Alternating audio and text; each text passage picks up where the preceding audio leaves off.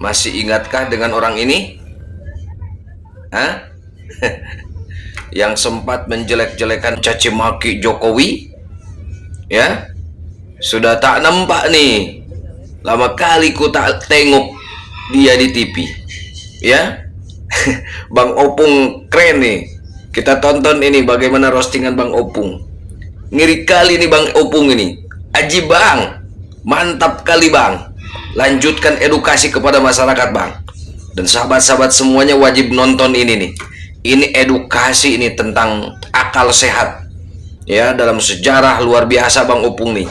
Ya, dalam hal politik nih analisanya luar biasa. Menghibur Bang. Ini sahabat nih perlu tahu dan perlu ditonton ini. Siapa ini orang ini nih? Ngiri kali nih Indonesia kalau banyak orang macam ini. Silakan tonton sahabat. Coba kalian tengok dulu ini. Agak kucek-kucek dalam mata kalian. Ku tanya dulu sama kalian, nggak salah lihat kalian kan? Sekarang gantian kalian nanya sama aku, iya kan? Opung nggak salah lihat. Opung nggak salah masang foto. Ini dia. Aduh, Raffi Ahmad, kau ngapain di situ? Mau belajar lagu Pupu Papa? Ngapain kau situ belajar? Sini kau belajar. Aku masih ingat. Luar kepala aku ingat liriknya. Ganyang, ganyang, ganyang, fufu fafa. Ganyang fufu faba sekarang juga. Ganyang, ganyang, ganyang Firza Husein. Ganyang Firza Husein sekarang juga. Jadi si Raffi Ahmad datang ke rumahnya si Rizik Syihab di Petamburan, Jakarta Pusat, ya, katanya ingin berdiskusi. Masalah apa? Masalah pembinaan generasi muda. Memang betul generasi muda Islam, gak mungkin generasi muda Kristen. Kan begitu, ya kan? Sekarang begini Raffi, kau itu sekarang menjadi pejabat negara.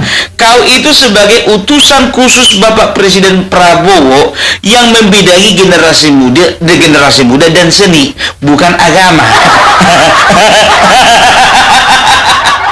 Kalau kau anggap itu adalah sebuah langkah progresif, boleh, tapi jangan kejauhan.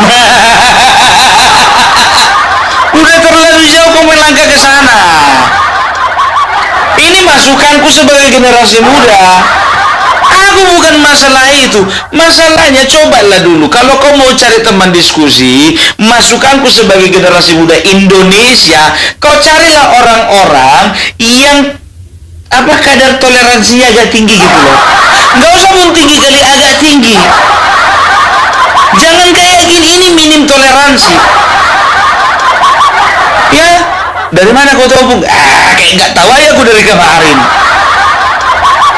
Carilah orang-orang yang lebih moderat, yang mengedepankan moderasi antar umat beragama, kerukunan antar umat beragama, cara menghormati orang yang berumat beragama lainnya. Itu cari.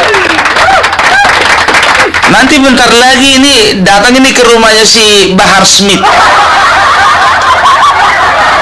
Mau ngapain? Diskusi lagi. Habis diskusi, belajar dia cara main pedang.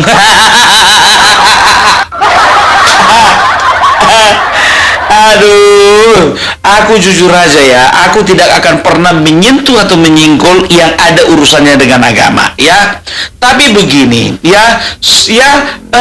kelompok orang ini sekarang ini sudah mulai membelok-belokkan sejarah. Bendera merah putih, siapa yang memberikan instruksi kepada Bung Karno untuk membuat bendera merah putih sebagai bendera Indonesia? Itu adalah fatwa Al-Habib Idrus bin Salim Al-Jufri Palu Al-Khairat. Lambang negara Garuda, siapa yang buat? Al-Habib Asyarif Hamid Al-Gadri dari Pontianak, keluarga baginda Nabi Muhammad. Lagu 17 Agustus Pramuka, lagu syukur, siapa yang buat? Al-Habib Husain Al-Mutahhar dari Semarang, dzurriyyah baginda Nabi Muhammad. Jadi Anda jangan berpikir, wah baik di Indonesia jasanya apa? Banyak, itu yang baru kecatat.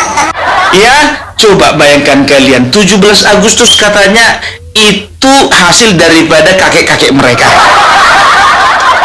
Penetapan 17 Agustus sebagai hari kemerdekaan. Bendera merah putih juga hasil dari karya tangan kakek mereka. Coba bayangkan kalian, Monas itu diklaim adalah juga produk dari Yaman. Kakek mereka lah yang membangun Monas, namanya itu Muhammad Nasir, makanya Monas itu singkatan dari Muhammad Nasir. Muhammad Nasir bin Smith katanya. Padahal aku dari dulu sejarah belajar Monas itu singkatannya Monumen Nasional, bukan Muhammad Nasir.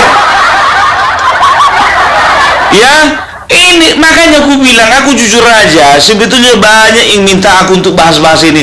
I'm sorry to say, saya tidak mau membahas segala sesuatu yang berhubungan dengan agama. Tapi kalau berbicara dengan sejarah, ya, ada hubungannya dengan sejarah, Opung Parbelak pun juga akan angkat suara. Mengerikan orang ini, bertokon semua diklaim punya orang ini. Pulau Jawa diklaim katanya milik Pulau Jawa itu adalah milik pendatang dari Yaman. Kau cuci dulu mulutmu itu baru dakwah kau kalau kayak gitu modelnya. Jangan membelok-belokkan sejarah, nggak boleh seperti itu, ya kan? Karena apa? Nanti pertentanganmu itu dalam sama Megawati Soekarno Putri. Karena bapaknya kemarin adalah founding father Indonesia, mengatakan jas merah, jangan pernah sekali-sekali melupakan sejarah, kan begitu. Walaupun pada akhirnya Rocky Gerung mengatakan artinya adalah jangan pernah melupakan pengkhianat. Apa hubungannya? Rocky Gerung. Kayak contohnya bendera merah putih. Bendera merah putih itu diambil oleh oleh Presiden Soekarno, presiden pertama kita, ya, yang melihat bagaimana kerajaan-kerajaan di Indonesia itu cenderung pada umumnya memiliki corak warna merah dan warna putih. Digabungkanlah itu karena kerajaan-kerajaan yang ada di Nusantara waktu itu memakai bendera coraknya warna merah dan putih, maka berkesimpulanlah Bapak Soekarno supaya bendera kita itu warnanya merah putih. Ini orang Yaman ngaku pula katanya inisiatif mereka yang yang membuat bendera merah putih itu adalah menjadi bendera kebangsaan kita. Lambang burung Garuda pun juga katanya dari kakek moyang mereka. Bertanya sama Prof. Anhar, ini banyak titipan dari peserta yang bulan Prof, karena tadi lama tanya jawab. Yang pertama, benarkah bendera merah putih itu konsepnya Habib Ali Kuitan? Yang kedua, benarkah kemerdekaan 17 Agustus itu perintah Habib Ali Kuitan? Dan yang ketiga, benarkah lambang burung Garuda karya Habib Hamid Al-Gadri? Jadi sementara ini titipan dari beberapa peserta yang sudah pulang. Mohon maaf moderator, dari masing-masing bagian kita tanyakan. Silakan Prof, terima kasih. Mohon maaf. Assalamualaikum warahmatullahi wabarakatuh. Monggo, Profesor, langsung. Iya. Pertanyaan ini sebenarnya pertanyaan yang sederhana jawabnya. Jadi ketika itu diperlukan lambang negara, lalu dibentuk panitia. Panitianya, ketuanya Ki Hajar Dewantara. Lalu anggota panitianya ada Yamin, ada Sultan Hamid.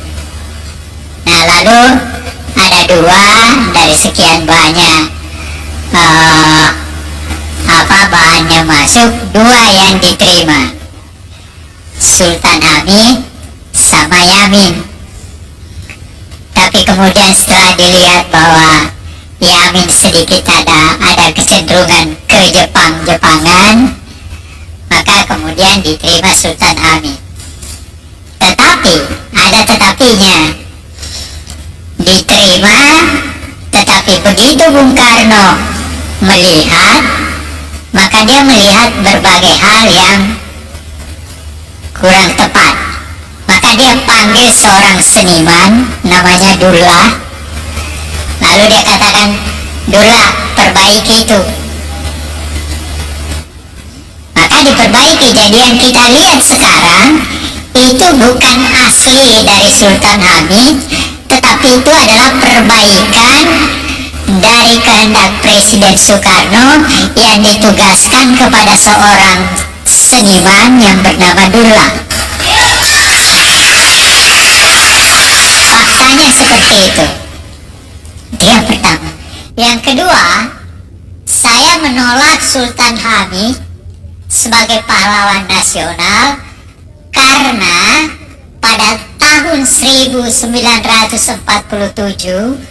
pangkatnya dinaikkan dari kolonel menjadi mayor jenderal di negeri Belanda. Pada tahun itu kita diburu-buru oleh Belanda, ditembakin dan sebagainya. Dia tidur di negeri Belanda. Terima kasih, itu jawaban saya. Bendera merah putih? Yang bendera, kenapa benderanya? Lambang burung Garuda. Lambang burung Garuda. Bendera merah putih konsep Habib Alikuitan. Nggak bener.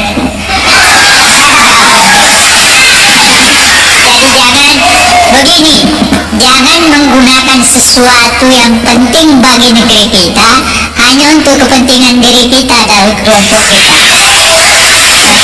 Yang ini, Prof, izin, benarkah kemerdekaan 17 Agustus itu perintah Habib Alikuitan? Apakah kemerdekaan 17 Agustus? Nggak ada itu. Itu justru antara tanggal 15 sampai tanggal 16 terjadi persoalan di antara pemimpin kita. Itu menyebabkan maka pada tanggal 17 Agustus kemerdekaan itu diadakan, dan itu adalah kemerdekaan bangsa, belum ada negara. Besoknya baru ada negara, yaitu tanggal 18 Agustus. Sekarang begini, kalau bicara tentang fakta sejarah, ada salah satu orang ya yang bernama Anhar Gonggong ya, yang berasal dari Pinrang, Sulawesi Selatan. Jadi kalau bicara dengan sejarah, tanya beliau. Karena apa? Beliau adalah salah satu sejarawan terkemuka Indonesia. Dan banyak lembaga-lembaga dan juga ya pemerintah sudah berusaha ya untuk mengantisipasi pembelokan sejarah ini dengan mengundang beliau gitu loh ya. Jadi bisa dikatakan ya sudah dipatahkan dengan pernyataan-pernyataan beliau ya secara saintifik ya beliau itu lulusan UGM dan juga Belanda. Beliau belajar di Indonesia dan juga Belanda. Kalau bicara tentang sejarah, udah jangan, lebih bagus kalian tanya orang Belanda daripada orang Yaman.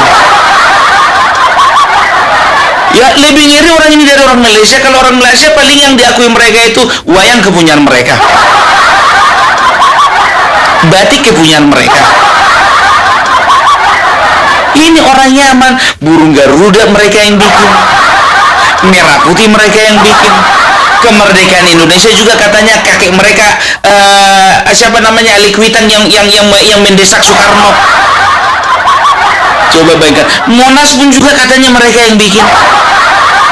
Asal kata Monas itu Muhammad Nasir. Ilmu dari mana itu? Jadi gini ya, Raffi Ahmad, ku bilang sama kau.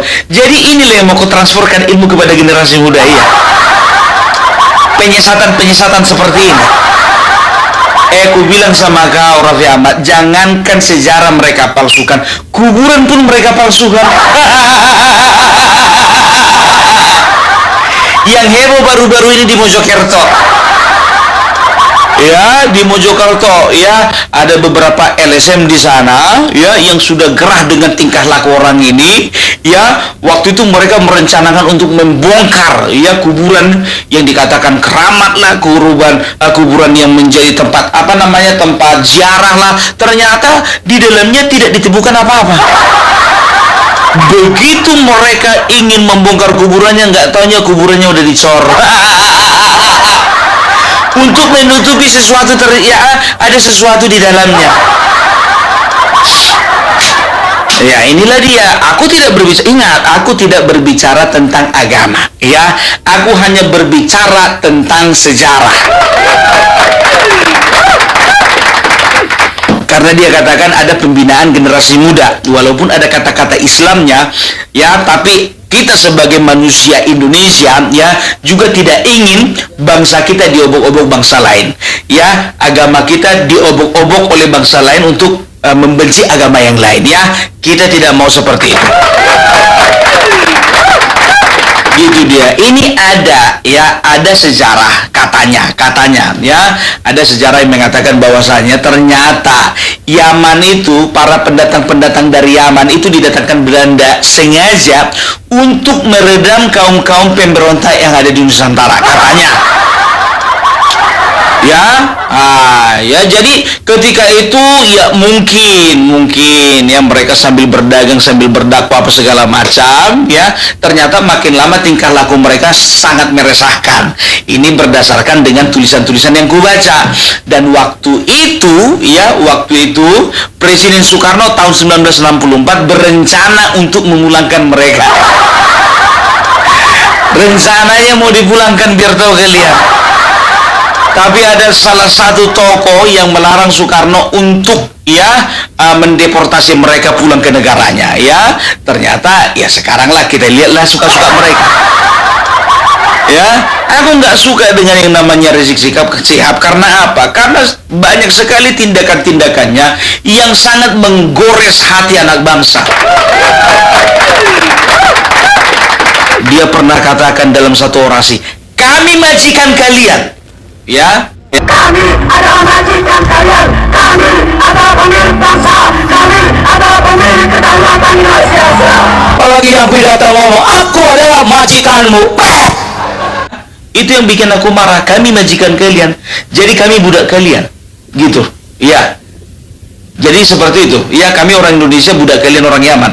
Jadi maksudnya kalian pendatang, kami harus turut sama kalian. Gitu dia. Ya, mereka katakan kami sangat berjasa terhadap bangsa ini. Kampret.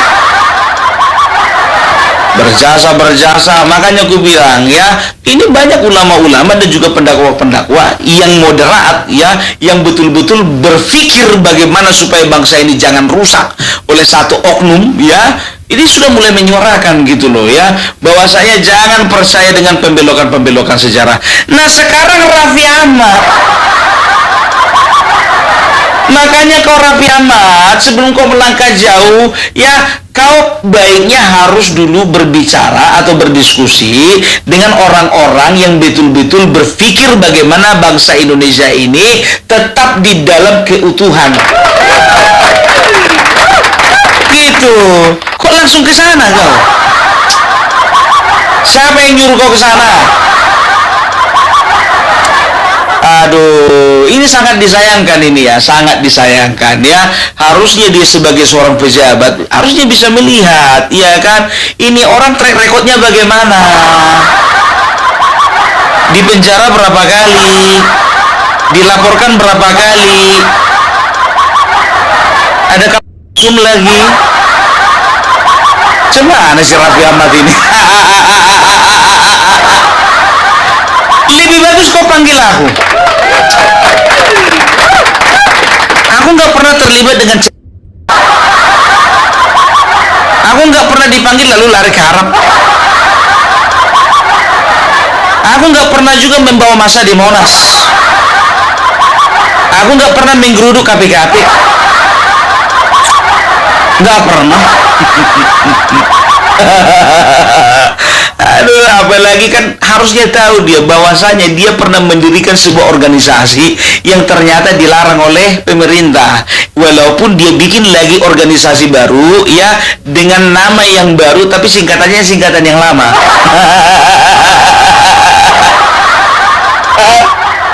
Ku bilang sama kau, Raffi Ahmad, sedangkan Bapak Prabowo sampai sekarang jaga jarak sama dia. Kau malah mendekat-dekat. Rusak kau, Pak. Aku takut ini kawan ini, si Raffi Ahmad ini, iya kan, memang iya uangnya banyak, terkenal, kan begitu, ya. Tapi apa namanya, pertimbangan ideologinya ini dipertanyakan ini.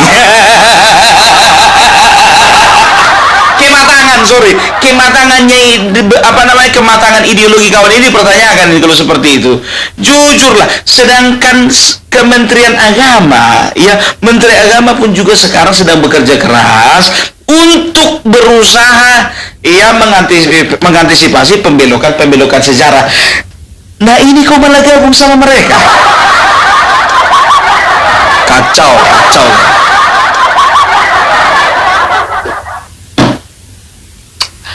Bapak Prabowo, kami mau nanya, reshuffle kapan kira-kira? Bolehlah Pak, masuk dalam satu daftar Pak. Kalau memang nggak mau mengundurkan diri, ya kira-kira ya bisa lah Pak di reshuffle. Kemarin sudah masalah patwal, sekarang dia jumpa sama yang salah. Aduh, kalau kayak model si Rizik Sihab ini, jujur aja gue bilang, ya kan, agak susah berubah ini. Iya kan, agak meleleh dia karena udah tua aja. Ya, jadi kalau menurutku Raffi Ahmad, ya, untuk kedepannya kau bikin dulu klarifikasi, bilang aja nggak sengaja jumpa. Mana bisa, Bung? Dia sudah bikin statement. Ya, kalau kau masih ingin menjadi pejabat negara, bilang aja hilaf.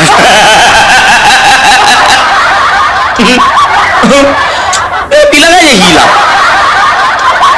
Ya, itu dia. Aku jujur saja aku bilang, ya, ada beberapa hal yang paling tidak kusukai di bangsa ini. Yang pertama, ya, anti terhadap pemerintahan.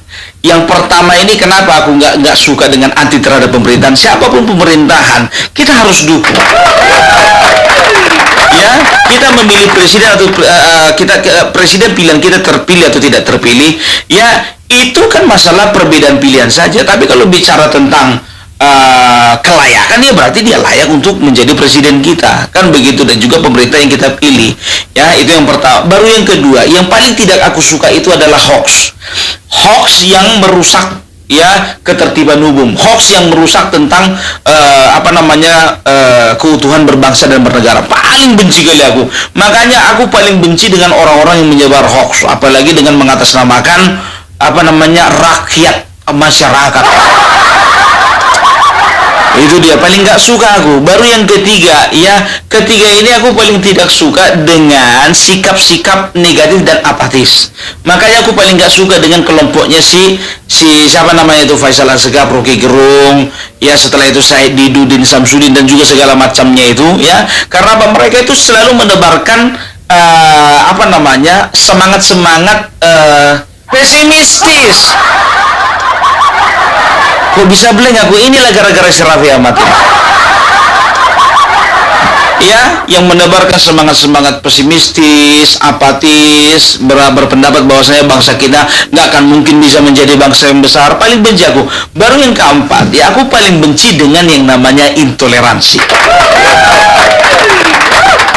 Paling benci aku, ya, kalaupun kita berbeda akidah, berbeda kita di dalam tata cara kita di dalam pergaulan, tata budaya kita, ya, berbeda kita culture dan segala macamnya, ya, kita harus pandang itu sebagai kekayaan, gitu loh, ya. Tapi aku paling benci kalau misalnya satu agama merasa lebih baik dari agama lainnya, satu suku lebih baik daripada suku lainnya. Paling benci. Gitu loh, ya. Jadi itu dia dari Opung Parbelak. Salam NKRI harga mati. Perlu disikat, Bang. Perlu dikasih pelajaran tuh, Bang. Biar akal warasnya itu normal, tidak menjadi bikin polemik dan kisruh aja terus di bangsa ini, Bang. Terima kasih Bang Opung telah mengedukasi kami nih, generasi muda dan bangsa Indonesia, ya, biar terus berakal waras dan sehat, ya. Makasih Bang Opung, lanjut terus Bang, edukasinya Bang, keren Bang, menghibur Bang, ya. Assalamualaikum.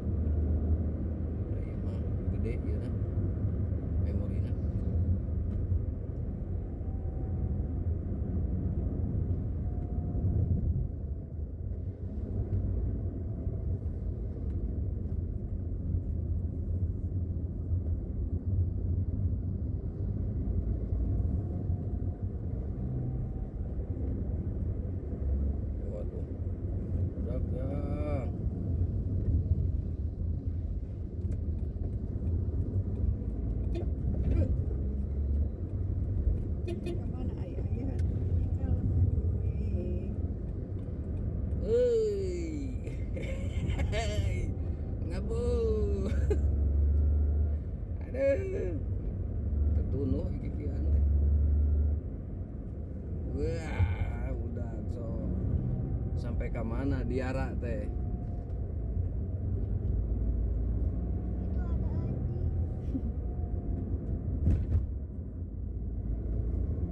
Oh, terus Avanza. Masa? Kan ieu mah digana ge hiji dua. Kan itu nah. Ente Kan Etik ini hiji Samsung. 28 Itu sabaraha? 8. Heeh.